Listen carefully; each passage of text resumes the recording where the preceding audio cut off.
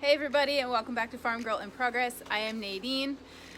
The last video you guys watched, I was painting the bunny hutch with my first coat of paint. However, my phone died and I didn't realize it and I just kept painting, and so I finished it without you guys seeing. Oops. So let me show you guys what it looks like today. We are going to be putting a second coat on it so that it's good and covered, and then we can put the roof on and move the bunnies over. So let's go take a look. So here it is, guys. This is one coat. Sorry, the sun is like really in a bad spot for recording today. This might be better lighting.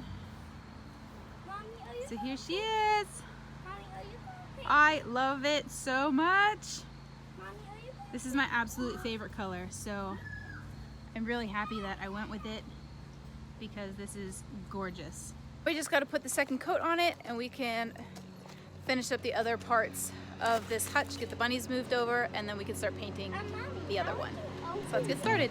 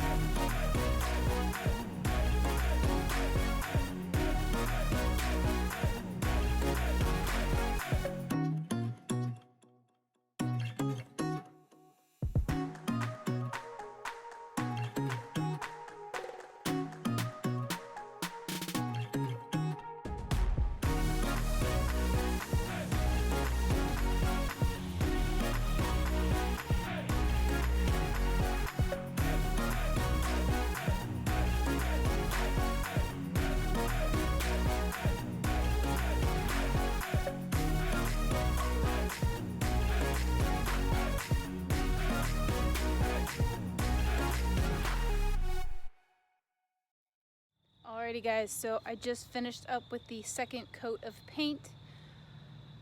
I am really happy with how this turned out. However, pro tip to you guys, if you're gonna build this, paint all of your pieces first, because it was kind of a pain in the butt to build or paint after it was built. So paint your pieces, then put it all together.